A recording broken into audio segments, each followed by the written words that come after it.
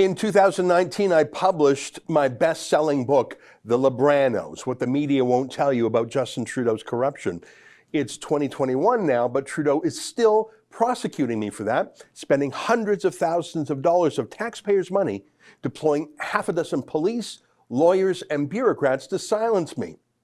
Back in 2019, Trudeau sent me his first threat letter, telling me the book and our ads for it were illegal.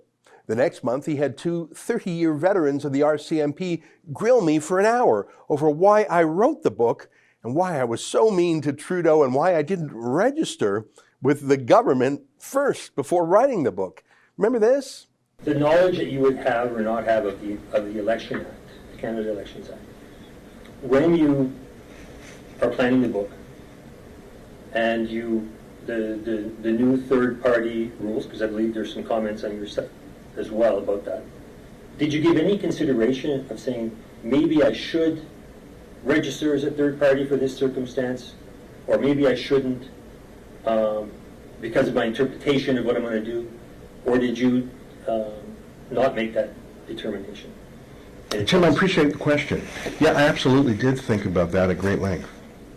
There were so many crazy things they said, I was sure that they would drop the case out of sheer embarrassment after I published that hidden camera video because, you know, after the embarrassment of that video, they went silent for a long, long time. But no, after waiting for about a year, they sent me a letter convicting me of illegally publishing and promoting a book.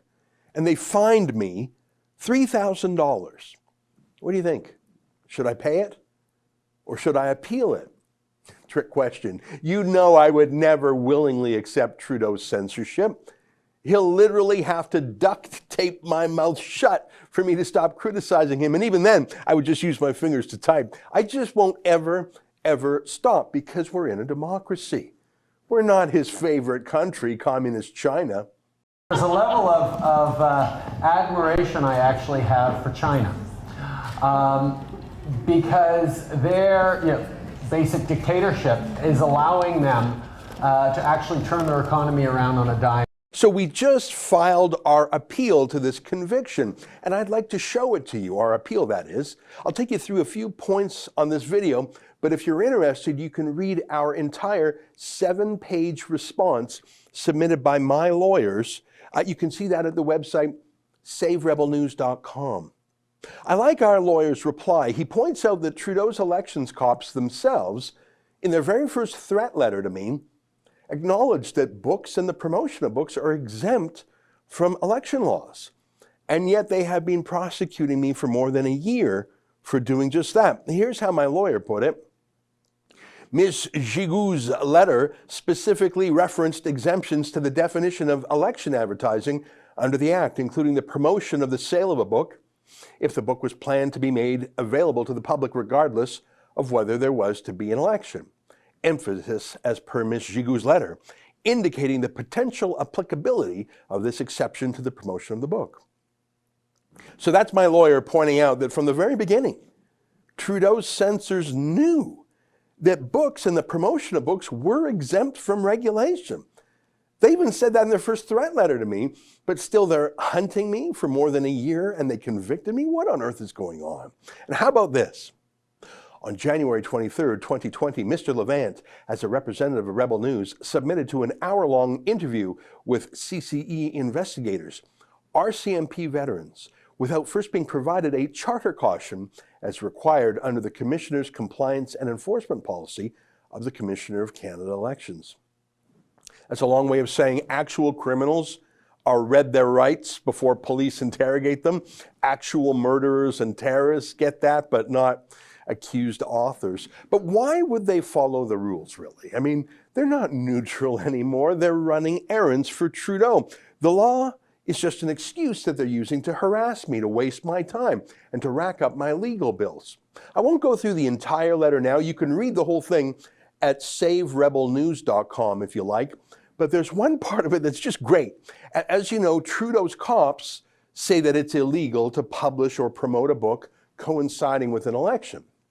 It's obviously wrong That's not what the law says. That's not real life. There were actually 24 books published during the Canadian election campaign about Trudeau. I actually learned that from Trudeau's own cops. I've got a question for you. I've answered a few of your questions now. Have you investigated any of the other authors who published books about Trudeau at the exact same time as me? Have you investigated John Ivison's book or Aaron Wary's book? There's over 24 books that were published around that period. You haven't answered my question. Have you investigated John Ivison or Aaron Wary's books? I haven't.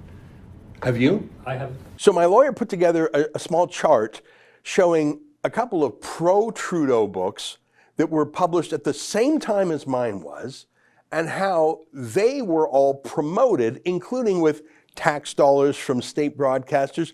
For example, there was a liberal PR book about Trudeau written by the CBC's Aaron Wary called Promise and Peril. It did very poorly. By the way, no one really bought it. Why would you buy it when you can just go to the Liberal Party website and get the same propaganda for free? And then there was John Ivison's pro-Trudeau book, but both were widely promoted, especially by the corporate media and the state media, who are both on the take from Trudeau's various bailouts. But those two authors and their publishers, they're not being prosecuted for making a book about Trudeau the same time I did. Because this isn't about the law. This is about Trudeau trying to get his revenge on me in Rebel News. Well, guess what? We're not going to shut up. So we've appealed. And when we lose, which I think we might, we'll appeal again. And we'll appeal again all the way to the Supreme Court. I know that from one point of view, that makes no sense. The fine for writing and publishing and promoting this book is $3,000. Whereas appealing this fine will surely cost $30,000. Who would do that? I mean, it makes no sense, right? Well, it makes no sense if you're just worried about money. But if you're worried about Trudeau and his henchmen censoring and silencing independent criticism, censoring books, then we absolutely have to fight back, don't you think? So please go to SaveRebelNews.com. Read our appeal in full. It's only 7 pages long, and it's written in pretty plain English.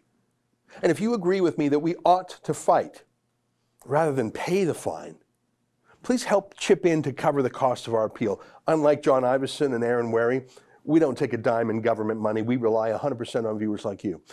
Thank you, my friends. If Trudeau thinks I'm going to shut up about him, he's dead wrong. By the way, do you think maybe it's time I should write another book about him?